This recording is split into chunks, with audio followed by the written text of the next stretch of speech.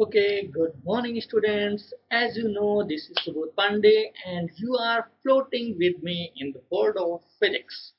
And your topics is surface tension. So in the chapter, in the topic surface tension, we have a subtopic and that is excess pressure in a soap bubble. Previously, I have discussed about the excess pressure in a drop, or we can say a liquid drop means having one surface only. But here in this case we have dual surface. That's why we are taking the example of soap bubble here. As you can see in the diagram, it is clear that you can see here it has two surfaces. This is your first surface, or we can say the inner surface, and this is your outer surface. Now question, how we can create such soap bubbles? So the experiment is too easy and I hope that you all have performed it in your childhood. Okay, so what we have done here, we have blown it by dipping one end of a glass tube in a soap solution for a short time and then blowing air in it from the other end. What does it mean? It means we have a pipe like this way, very fine bore pipe made of plastic as you commonly use, and the pipe is dipped in the soap solution. So this is a container having soap solution. Okay, and you have to dip the pipe in that solution for short time and then pull it back and throw air from your mouth from its end, let be A, and you will see that on the other end you will get a number of soap bubbles emerging out from that pipe. Okay, so this is the basic technique to create the soap bubbles. Okay, now each bubble has a small thickness and there in air both inside the bubble and outside the bubble. It means in the soap bubble this is inner layer having air and it is outer layer having air. Means air is present inside the bubble as well as outside the bubble. Okay, now what? Let the pressure of the air outside the bubble be P1. So P1 is the air pressure outside the soap bubble. Within the soap solution be P dash. So P dash is the pressure which is in the layer which is made of the soap. Okay, the air inside the bubble be P2 and the pressure, this is the air pressure which is inside the soap bubble. Okay, so we have three pressures here, two pressures of air P1 and P2 and one pressure is in the layer of the soap bubble, or we can say the liquid of the soap, and that is P dash. Now as I have told you that if we have two surfaces like this way, let be here pressure is P1, here pressure is P2, then the pressure P1 is concave side. So concave side pressure is always greater than convex side. This is your concept, or by different experiment it can be easily determined. Okay, so concave side pressure is always greater than the convex side pressure. Now what if we discussed about the first layer?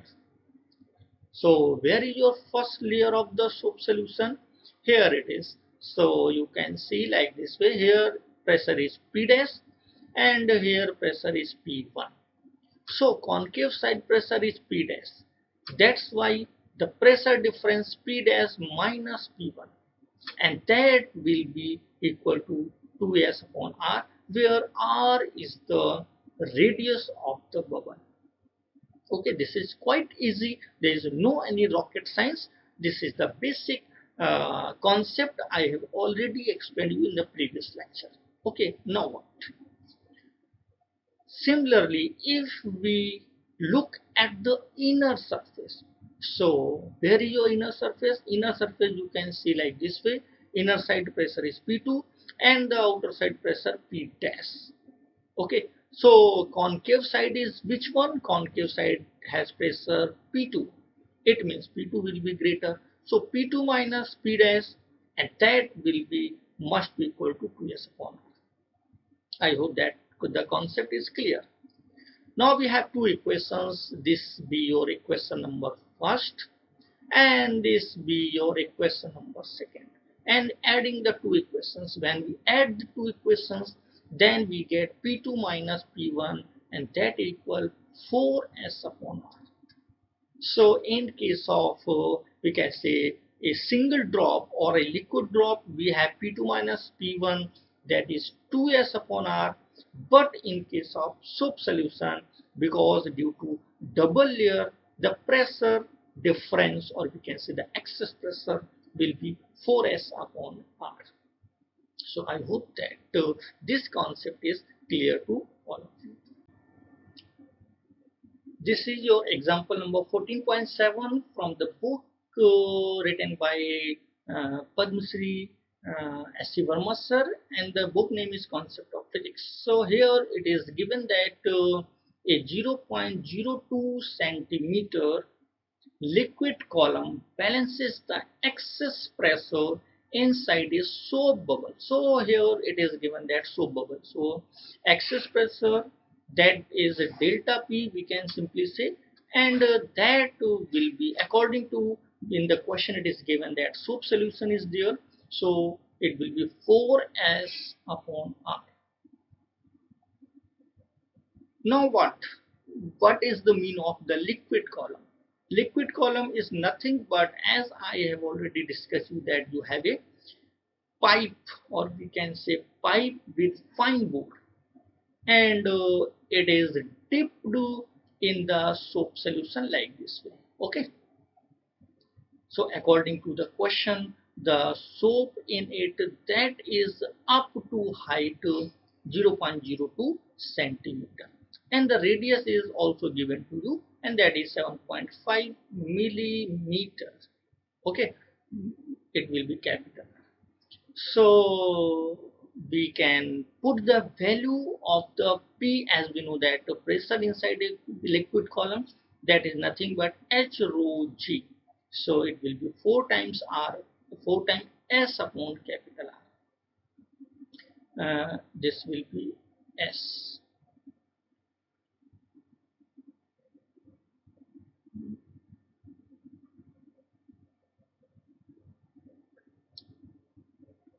Okay, so 4 into S is given to you, surface tension 0.03, and divided by R. R is given to you, that is 7.5, and this is in millimeter, so 10 to the power minus 3.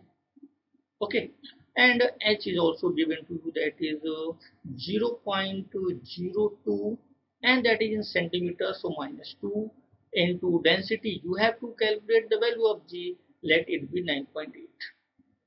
Okay, so it can be written as 0.02 into 10 to the power minus 2 into rho into 9.8, and that is equal to 4 into 0.03 divided by 7.5 into 10 to the power minus 3.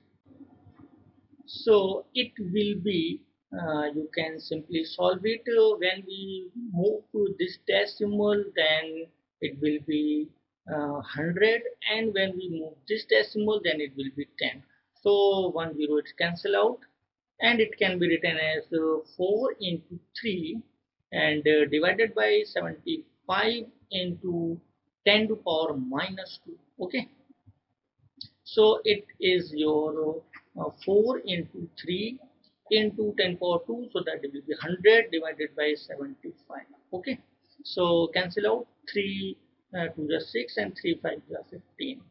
So it is 400 divided by 25. So 400 divided by 25, and it will be 0.02 into 10 to the power minus 2 into rho into 9.8. Okay, 0.02 into 10 to the power minus 2. So 0.02 into 10 to the power minus 2 into rho into 9.8, and that is equal to 400 divided by 25, that is nothing but 16. Okay, so you can calculate rho, and that will be equal to 8.2 into 10 to the power 3 kg per meter cube. So this is your final answer, and I hope, I believe that this question is clear to all of you. Now we will discuss your next topic in the same pattern, in the same way as I have discussed up to here. So your next topic is contact angle. Okay, so what is basic sense of the contact angle? Why there is a need of to study about the contact angle? Because as we know that when we something dip in water, then we have a specific shape of the water in that situation. For it, let's suppose we have an example. uh, Suppose this is your container, like this way. This is your container. Okay, and in this container you have water. Okay, so let the water is like this way. This is your water. Okay, now what? This is water. Now if you place a uh, sheet, let this be your sheet, like this way. Okay, this is a solid sheet, or we can say metallic sheet, and you gently place over it. Then you will see that the water molecules tries to uh, come over it, like this way. Okay, so from the side it comes, or it tries to come upon the metal sheet. Okay, why this happen? What is the reason? The reason is so simple, because water molecules tries to uh, move up to the surface of the metal sheet. We can simply say that. Okay, so as it is written here, when a liquid surface touches a solid surface, so here this is the position where the liquid surface and the solid surface are touching to each other. The shape of the liquid surface near the contact is generally curved. Okay, means it is not flat, but it is curved. When a glass plate is immersed in water, okay, the surface near the plate becomes concave. So if it is made of glass, then the water comes up, and that's why if we see, then it look like this way. This is the surface of the sheet made of glass, and the water take this shape, or we can say concave shape. So water molecules basically tries to come over it, like this way. These are the water molecules, and they are trying to jump on the upper surface of the glass sheet. On the other hand, if the glass plate is immersed in mercury, So if the case is like this way, this is your glass sheet and it is in mercury, then you will find that the mercury molecules will move away from the contact edges like this way. Okay, so this is the contact edge and the mercury molecules tries to move away from the contact edge. Here is the concept of the contact angle. Why the water molecules tries to jump over and why the mercury molecules tries to move away from the contact edges? And reason is so simple, reason is surface tension. Because the surface tension of water is less with compared to the mercury, that's why mercury molecules repel from the edge in contact, whereas the water molecules attract towards the edges in the contact. So I hope that this thing is clear to all of you. Now we have to define the angle of contact. How we can define the angle between the tangent plane at the solid surface? So let be this is your beaker and this is your rod, glass rod, and when it is immersed in the water, this is your water, then as I have explained you, due to the less surface tension, the water tries to move upward direction like this way. So these are the tendency of the water molecules to move towards the edge of the surface of the glass. Okay, it means we can simply say that the water molecules are attracted towards the glass plate or glass rod. That's why there is a shape, or we can say this shape is your concave shape. Now what? If we draw tangents, few tangents are there. First tangent is along the edge of the solid. Okay, another tangent is on the surface of the liquid, this one. Okay, so this is your tangent on the surface of the liquid. So this is tangent on surface of liquid, this is tangent on surface of solid, and we get an angle which is inside the liquid. That angle is called the contact angle. Okay, now in case of if we have mercury, then the shape will be like this way. This is your glass rod and shape will be like this way. Why the shape?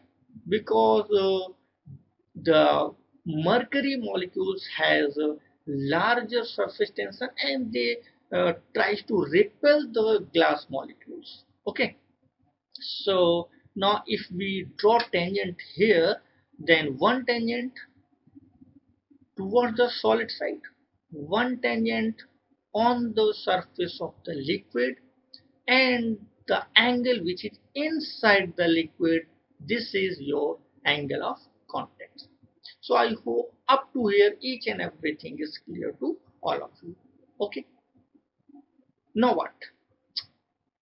For the liquid that rises along the solid surface, means as I have explained to you that when you immerse your glass rod, then water tries to rise up like this way. Okay, water molecules tries to rise towards the contact edge. It means there is a rise. So angle of contact, this is your one tangent, this is your second tangent. Okay, and this is angle of contact. So the theta is less than 90 degree. Okay, and for the liquid that is deep pressed along the solid surface. Means in case of mercury, as I have discussed to you, that this is your glass rod, and the mercury molecules take a shape like convex shape. So this is your one tangent, this is your second tangent, and this is your theta. So here theta will be greater than 90 degree. So in case of different liquids, there are different types of shapes may be possible, whether it may be concave or it may be convex. And why the shape is concave or convex? It depends only on the surface tension of that liquid itself. I hope that this concept is now clear. Now we will discuss more about this, why this is happening. So what is the reason of it? Why the liquid surface bend near the contact? That thing we will discuss in detail. So as I have told you that you have like this way a container filled with water and a rod of glass, let be, and this is your water surface like this way, and the water molecules tries to rise up like this way. Okay, this is the nature of the upper surface of the water when the glass rod is immersed in it. And we have discussed about the angle of contact. One tangent is we can simply represent like this way. This is your one tangent on the solid, this is tangent which is on solid, and this is another tangent, this is on liquid, and this is your angle of contact, which is less than theta because over here it is water. Okay, so if we know about the surface tension, then we can easily calculate the force, as I have already discussed to you, because uh, the surface tension, that is nothing but force per unit length. So force is what? That is surface tension into length. Okay, so here there are different types of forces are applicable. What type of forces are applicable here? We will discuss it. Okay, as you can see in this diagram, this is your first diagram, this is your second diagram. First diagram is for water and second diagram is for mercury itself. Okay, so here you can see that first force is your Fs. This is your Fs, and Fs is the attraction due to the molecules of the solid surface. Fl, this is your Fl, and Fl, the force due to the liquid molecules near this part. The force between the molecules of the same material is known as cohesive force, and the force between the molecules of different kinds of materials is called adhesive force.